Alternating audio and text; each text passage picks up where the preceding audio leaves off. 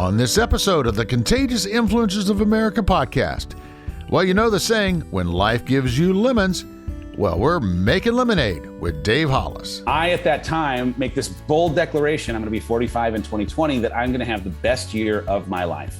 I had no idea that my best year would be my hardest year ever, the saddest year ever, most grief-filled year ever, the most identity compromised year ever, that I, on the aftermath of it and other side of it, can see that it was also my best year ever.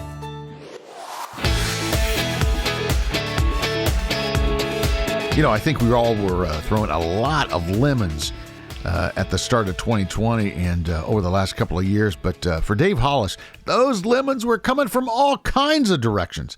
You know, he used to be a Disney executive, high up in the organization, living what many would consider to be the California dream, but he felt so unfulfilled at doing that. I can relate because I lived in Hollywood and I was part of that Hollywood scene for years. And I woke up one day and just said, there's got to be more. And then I moved to the great state of Tennessee. So I know how he feels. But, you know, he decided to leave that job and start a new gig with his wife, Rachel. And they built an incredible company together, an incredible brand. But then, dun, dun, dun, divorce happened. Oh, my gosh. Been there, too. And then he left the company, and his world came to a screeching halt. And, boy, did it ever. Now he's a New York Times bestselling author with his latest book called Built Through Courage. And he's going to share some things he's learned along this path with me in just a second. In this interview, we talk about divorce, changing career paths, and how he's still learning to face his fears and deal with some of the criticism that comes with public life. And, you know, part of that is because this guy's got something like close to, what 500,000 followers on social media. Think of the pressure that creates. He has to wake up every day and he just puts it out there, his life in front of 500,000 people. That's got to just drive you crazy. But he's going to talk about how he processes some of these life changes and how he is now finding his happiness. So we wish him all the best. And I can't wait for you to hear this interview that I just recently did with best-selling author Dave Hollis. But first, are you frustrated with your health insurance plan? I know I've been there. Do you feel like it costs way too much and it just doesn't fit your needs? Well, you're not alone, and there's good news. You're not stuck with it. There's another option, and it's called MediShare. Now, there are huge savings with MediShare. The typical family saves something like $500 a month, and you get this massive doctor network and free 24/7 telehealth option. But I got to mention, you also become part of something you believe in. And that's key here. That's key. MediShare is a community of Christians who share each other's health care bills. No wonder MediShare gets double the customer satisfaction ratings compared with typical health insurance. Now, this is a great option for many of us who have changed jobs or who are now self-employed. Call now at 833-32-BIBLE. That's 833-32-BIBLE, 833-32-BIBLE. Let's get to that interview that I recently did with New York Times best-selling author, the author of Built Through Courage, Dave Hollis.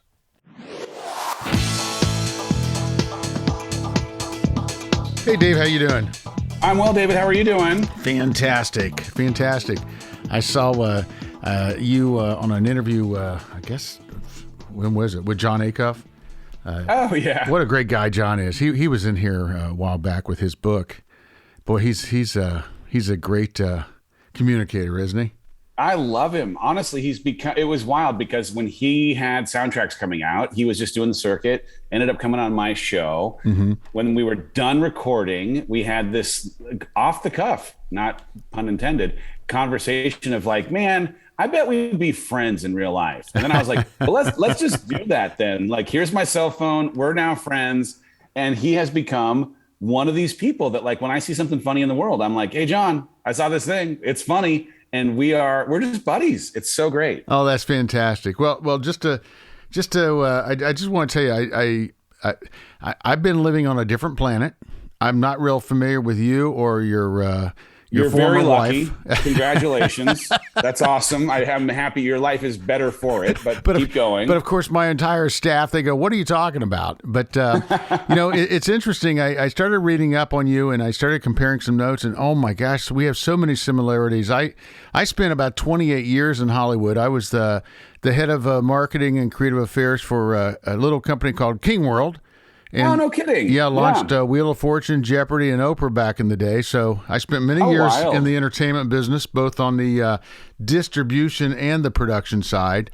And I got all tied up into that. And about, 11 years ago, finally got out of there and moved to Nashville. And I see you moved to Austin. So yeah, had to leave. And it's better. It's better since I have, I'll tell you what.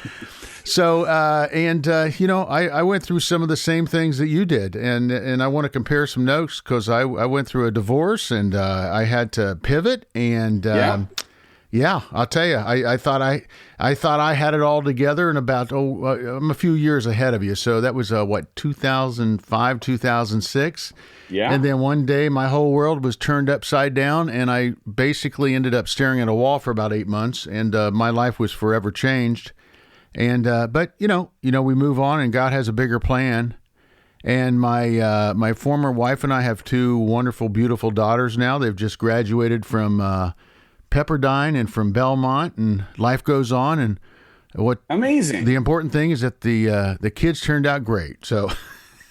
Perfect. Love that. Yeah. But guess what? I went to Pepperdine. I also stared at a wall for 8 months. So there's a lot of similarities overlapping. So let's talk about it. Let's talk about some of these things. But first of all, I have to ask, everybody has asked me, like I said, I knew who you folks were, but then again, I've got a lot going on in my life, but all my staff wants to know what the heck happened. You guys were the dream couple.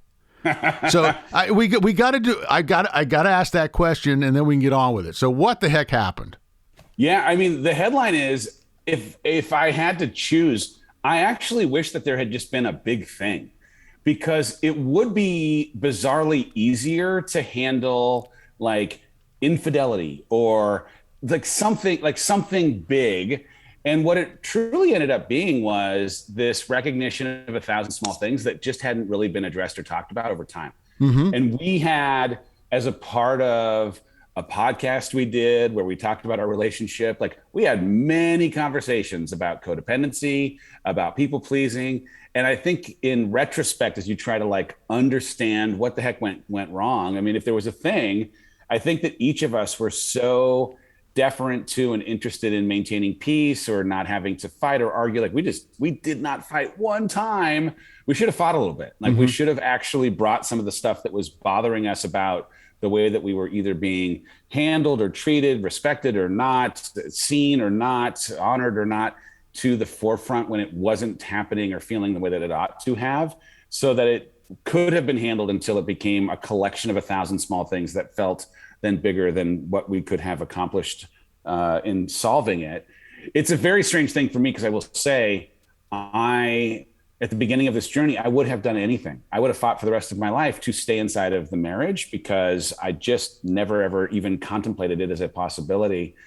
And I can't totally reconcile the way I revere marriage, the way I would have fought forever to stay inside of it, and the appreciation I have for only having the possibility of becoming who I now am because of a decision I didn't make, allowing it in the freedom to now become that person. And so I don't know. Like I say, I don't know how to reconcile those two things. I was on Annie Downs' In Your Town, and I was hanging out with her, and I was having this conversation considerate of the audience that is listening to her. I'm like, listen, I'm a Christian. I believe in marriage, and I don't know how to make sense of the question that started our journey, which was, Rachel asked me this question: do you think you can be the man that God created you to be married to me? And I wanted so badly for the answer to be, of course, yes, of course, of course, of course. And it's only in retrospect that I realized I don't know that I could have been, because I've certainly become someone completely different 18 months removed from marriage. Wow. I so relate to that. First of all, I have to say, for those of us who my former wife was my partner for many years too, and that in itself, that dynamic is one that I don't really wish on anyone. But at the same time, my mom and dad, what are they? They've been in what 60, 65 plus years of marriage. They've been partners. So I mean, maybe it's a generational thing. Maybe it's just we didn't have it in our DNA. I mean, the fact is that when you're with somebody who has, let's just say, strong opinions, and we both did. I mean, I mean, just to be in the entertainment business, you have to fight for every morsel of thought, and the people you deal with and all that. But, I think I felt exactly the same way that you did. First of all, you look at those little kids and you just think, man, they didn't deserve this, I mean, I looked at my daughters back in the time and they were little kids. And all I could think about is, I don't want this family to be split up. And I'm sure a lot of people go through that. Trying to keep it together for the sake of the kids. But I agree with you on the whole thing about how Rachel looked at you and said, can you be the man that God meant you to be? I will tell you now that I just came back from Aruba, and the first week that I spent of my 3 weeks in Aruba was with my two daughters, my ex-wife, and her husband. Yeah. And that's about the third or fourth year in a row. So I will tell you that things get better. Well, by the way, I've been dating a different person. She has been dating a different person. I am hosting Thanksgiving this year. Her new partner will be joining us, as in me, the person I'm dating. And my person who I'm dating has exes. They will be joining us. Like, I am, though I never, ever contemplated divorce as a thing, I also never, ever thought that the unconventional ways that family would be redefined are what ends up happening. But this person that I'm seeing, she happens to live in Arizona. I was out there with her last week, and my ex-wife happened to be coming through town for something and asked, hey, do you guys want to grab lunch? And we went and had lunch together. We're sitting at a table. And the idea of me and my ex-wife and my current girlfriend sitting at a table having lunch and having it be as amicable and lovely as it was never something I could have conceived of. But also, and maybe more importantly, I had just been in a conversation with this person I'm with named Heidi about how content I felt in feeling like I was exactly where I was meant to be. And that was not a thing I thought I could connect to at the beginning of this journey 18 months ago. But sitting at that table in no way disrespects anything that existed in the 16 years that I was married to the person who was now sitting across the table from me. I felt so connected to this confirmation of me being exactly where I was meant to be, in which side of the table I was sitting on and who I was sitting next to, that could be honored by my ex-wife, that could be appreciated, that could allow us to move forward together. And I'll bring it back around to what you just said, because of course I had that same worry of like, what is this going to do to my kids? And guess what? It's grief and trauma, and they've had to have an experience, but they also have a wildly better version of their mother and father loving on them, even as their life has been disrupted with two houses, in a way that gives me some consolation to that worry of what it might do to them. I actually think it might show them a better version of who I can be for them as a dad, as a present dad, as a dad who loves himself, who is invested in his health, who becomes the version of who I think God has created me to be. And that maybe in that modeling allows them a better chance of becoming who God created them to be. That was a lot in one sentence. My goodness. No, that's good. That's good. And just the fact that we have to look at things the way that reality, just the way that they are. I mean, my parents, I come from, I'm a PK, I'm a preacher's kid. Yeah. And, I never expected, first of all, I never expected to end up in Hollywood, hanging out with Merv Griffin and Dick Clark and Oprah Winfrey, but that's where God put me. And I never expected to have a marriage meltdown. I never expected to end up in Nashville. I mean, God has a bigger plan for us at a 35,000 foot level that we can't see, because we can't see through the trees. And I want to talk about your 2020 because your 2020 was a game changer. You weren't expecting any of these things to happen. Of course, none of us were. I mean, my goodness, who knew we were going to be locked down, locked in, locked out for months? So take me back to what life was like in 2019 and what happened in just a few short months. Yeah. Well, I had just been on the back end of 18 months of the most unbelievable ride in entrepreneurship. After having had a career inside of Hollywood for almost 20 years, the last 17 of which were at Disney, where I left as the head of sales to jump into entrepreneurship with my wife, the company that we'd created was now at the end of 2019, about 18 months old. And we were riding a rocket ship. But there was something in being someone who was working in the business that was exhilarating, but also not as fulfilling as I was hoping it might be because of this thing that was tugging inside of me, the intuition, voice of God, my knowing, saying, hey, Dave, you've been given these gifts. You need to use them. And part of your utilization is going to require that you actually step out in front of and not stay inside of the business. And it was triggering, and I was insecure. I had imposter syndrome and a whole host of things because here this business had been created around my wife as the North Star. But in writing my first book and in becoming a coach for the first time and hosting a podcast for the first time, I was reconnecting to this version of who I'd hoped to be before I'd become who I became. And that at 19, I wanted to be a reporter. I knew it in my bones. I was an anchor on a local news station. I had a DJ slot on the local radio at 2 a.m. I wanted to be a reporter. And I'd, in some ways, given away that dream over time for the opportunity to live into status and money and access and things that other people, society had suggested would end up making me happy. And now that I was at this place where, man, I was closer to it than I could ever have been, I started at the end of 2019 to make this transition from working in the business to becoming something of a personality for the business. And I, at that time, make this bold declaration, I'm going to be 45 in 2020, that I'm going to have the best year of my life. I've saved it up for 45. I apologize to all of you. I may have, in fact, brought the pandemic on. I didn't mean to, but I make this declaration at a holiday party in 2019.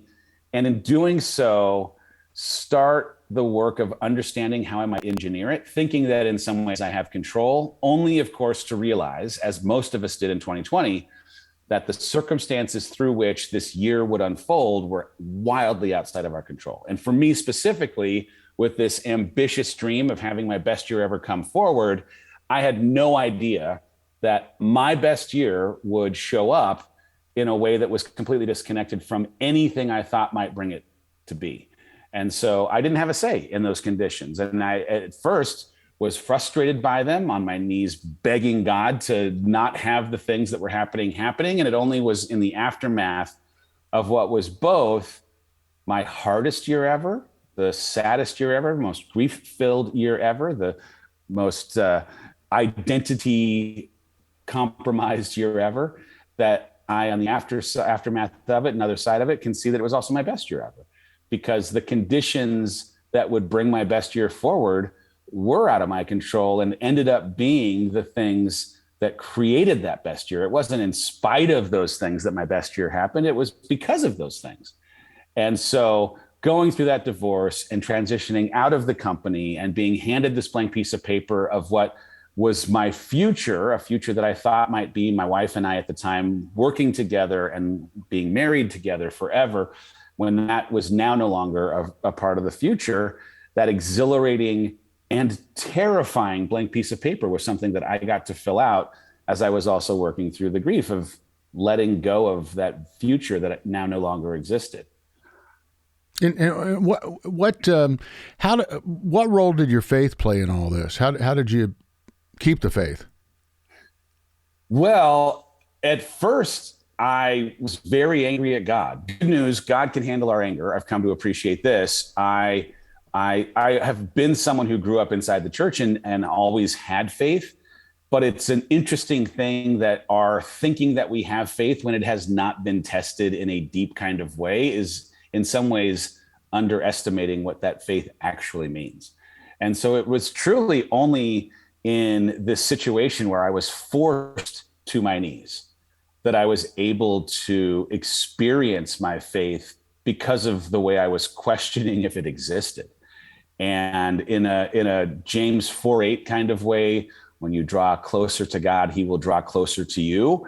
It was on a rock in nature after a long run, as I was sitting in a pool of my own tears, or in a notebook as I'm writing down all of the things I'm afraid of in this world that now does not make as much sense as it used to, that I would find God and a connection to faith that was singularly a foundational springboard that on the days that honestly, if I could just get up and get out of bed, that was going to be a win for the day.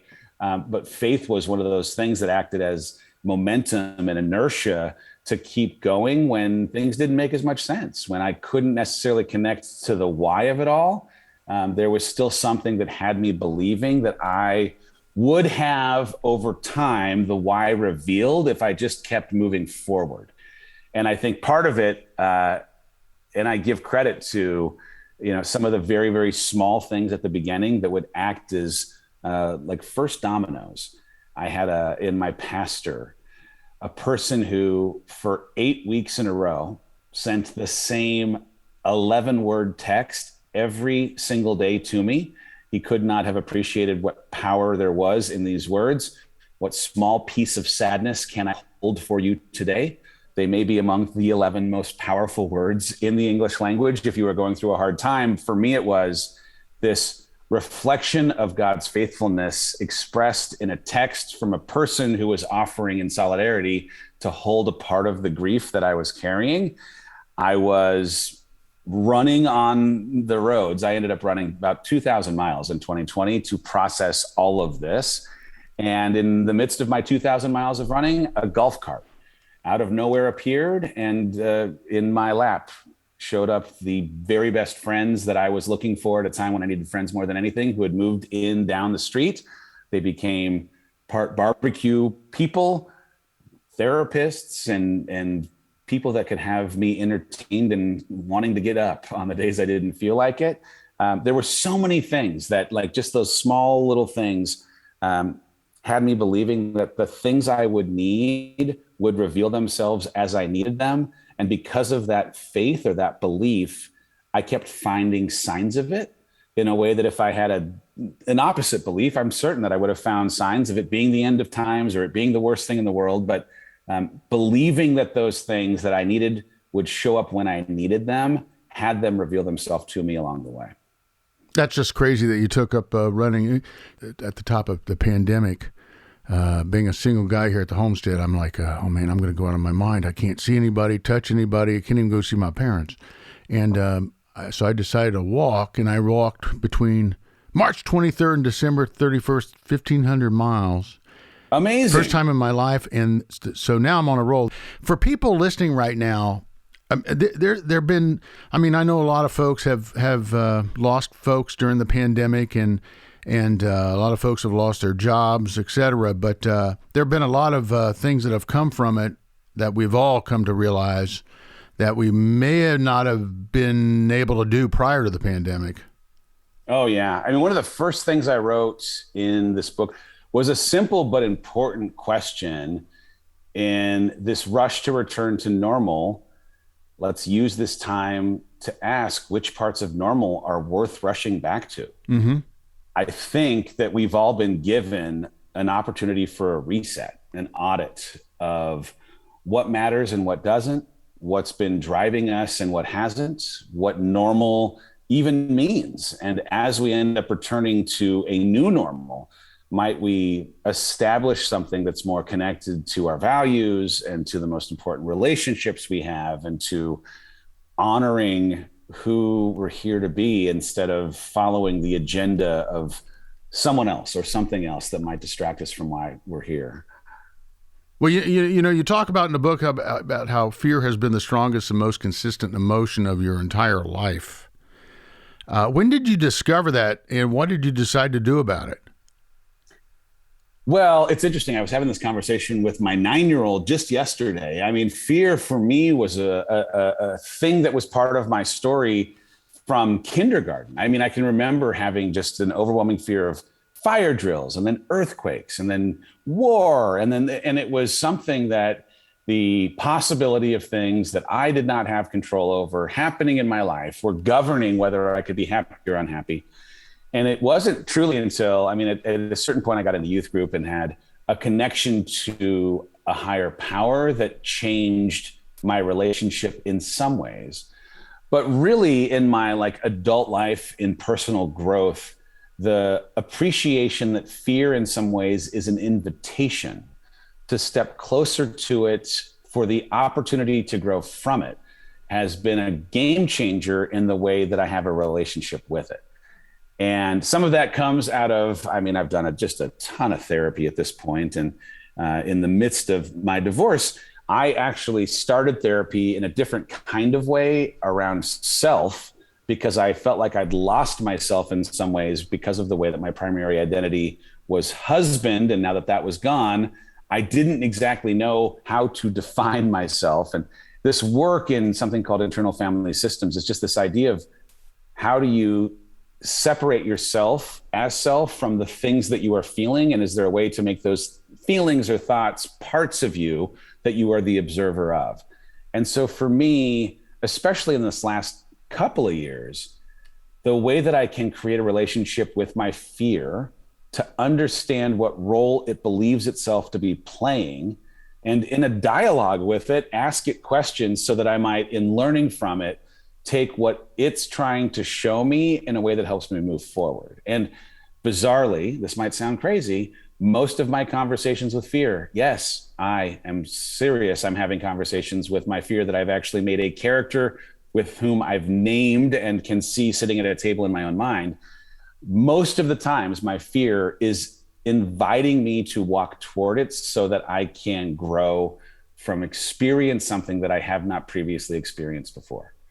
As crazy as that sounds, it has changed the way that I handle the way that I feel when I'm afraid.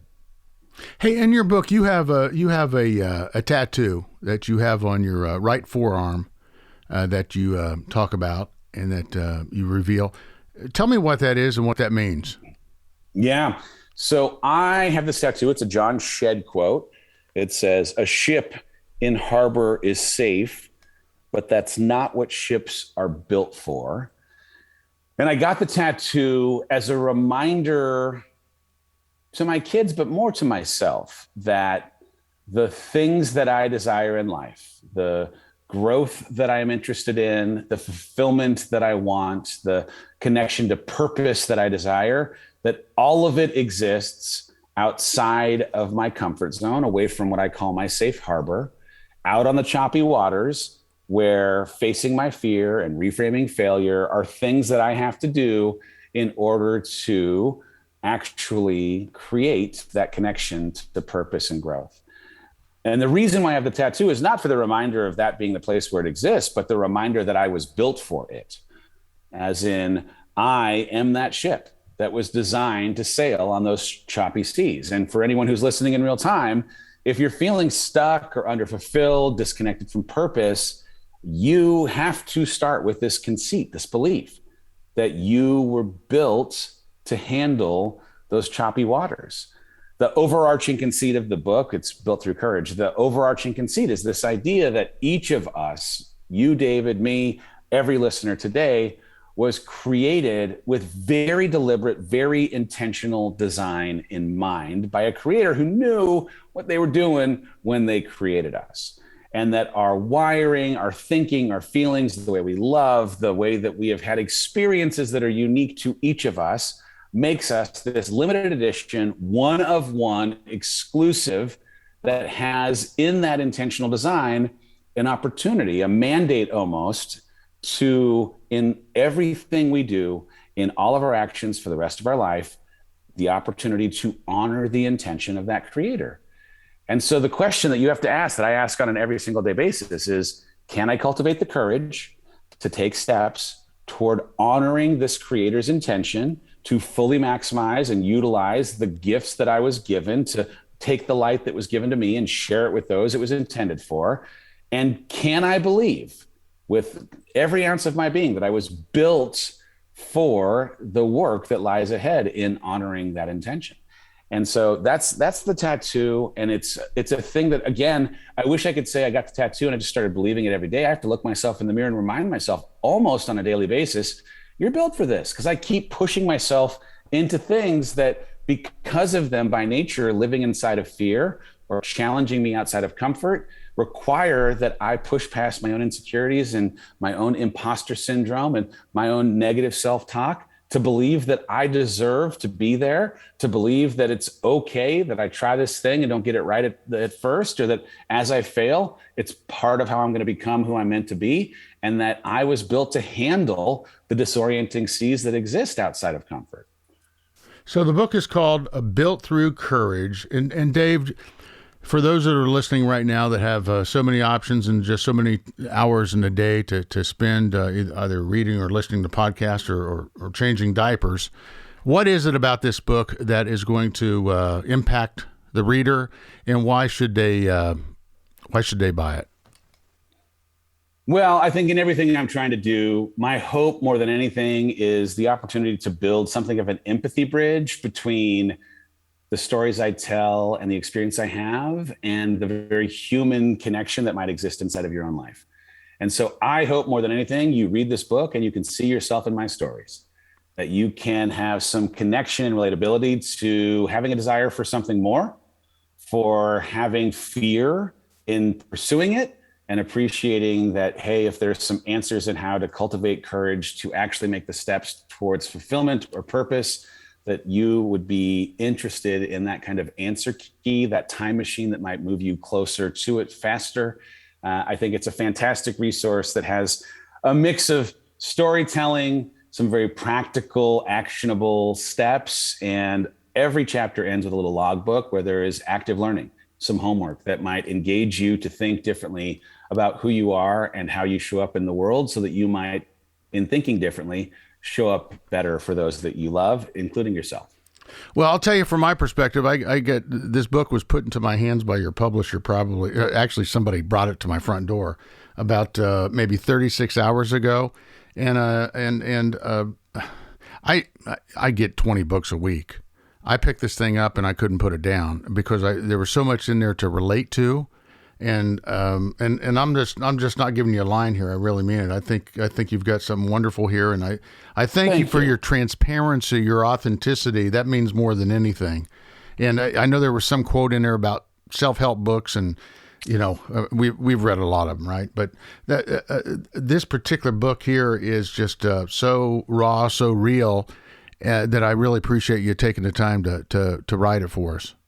No, thank you, David. I appreciate that. I think each of us has a desire more than anything to be able to live as ourselves, like our true selves, free from social comparison or self-doubt. It's a conversation I've had a lot with my friend Brendan Burchard lately, and in that there is true freedom. And my hope in this book is that you can see, even though it's somewhat triggering at times to be this vulnerable, my freedom on the page, my willingness and hope that in being honest about the humanity that is struggle and the possibility that comes in progress, that you might feel seen and normal in your struggle, but also given a bit of an opportunity to create some hope in a space that might not currently have as much as you'd like, because of some of the tools that are offered in the book as an option for your chance to move forward. Well, thank you, Dave. I know our time's limited here, and I really appreciate your time with us. And I'd love to pick up on this at some point, and because there's just so much to cover here, and you're such a great storyteller. And I also want to compare some Hollywood notes with you on the side. So that'll be fun someday. Okay. Deal. I will gladly come back anytime, David. Thank you so much for having me. I really appreciate it. Thank you. Have a great day. You too, sir. Bye-bye. Once again, Dave's book is called Built Through Courage. Face your fears to live the life you were meant for. And it's available anywhere books are sold. And I want to applaud Dave for coming on here and being totally vulnerable with us. I mean, oh my gosh. talking about change, talking about divorce, talking about trying to get it all back together and launch a new business. And I mean, he's gone through quite a lot over the last couple of years, and I want to thank him for sharing his story with us. And boy, it just can't be easy to be in the limelight like he is, and to go from coaching and other married couples to then getting a divorce and then being on his own. That's just not easy. And then talking about it. Oh, my goodness. So please check him out. Check out his book, Built Through Courage. Face your fears to live the life you were meant for. Hey, listen, folks, do me a favor. Do share this podcast. I really appreciate it. Give us 5 stars. Give us a good review. Really appreciate it. My team appreciates it. I want to thank my team who make me sound so good each week. Well, maybe they don't make me sound good. Maybe they just do the best they can putting this together based on what I'm giving them. I want to thank Denise and Whitney for their hard work here on my team. And I want to thank you especially for checking out every episode and sharing it with others, because that's how they find out about us. If you'd like to check out our other episodes, just go to contagiousinfluencers.com. Or if you can't spell contagious or influencers, go to ciapodcast.com. And there you'll find a bunch of good stuff. Well, you know what? I feel like the last, 30, 40, 50 episodes have been, I'm feeling comfortable with this. You know, for decades, I've been the guy behind the scene, okay? I've done a lot of shows over the years and TV, Wheel of Fortune, Jeopardy, Oprah, roller games, you name it. I produced something like 3,500 hours of television over my career. But, boy, to actually put yourself out there as a voice, as the person, is a whole different experience as opposed to being the wizard behind the curtain. So thanks for bearing with me. Do check out our episodes at contagiousInfluencers.com. And, of course, you can check out our radio episodes. And there you don't have to listen to me because I'm not the host of my radio show. I'm one of the guys behind it, but Keith and Donna do a great job at that. But you can hear all this great, encouraging thoughts, stories, music at KeepTheFaith.com. And, of course, we're on some 300 radio affiliates all across the country, and in Canada and in the UK and in Australia. And thank you for supporting Keep the Faith. We really appreciate it. I'm David Sams. You've been listening to CIA, Contagious Influencers of America, the podcast from the producers of Keep the Faith. Hey, do go out there and live that life in living color, because it sure is a heck of a lot more interesting than living it in black and white. We'll see you next time.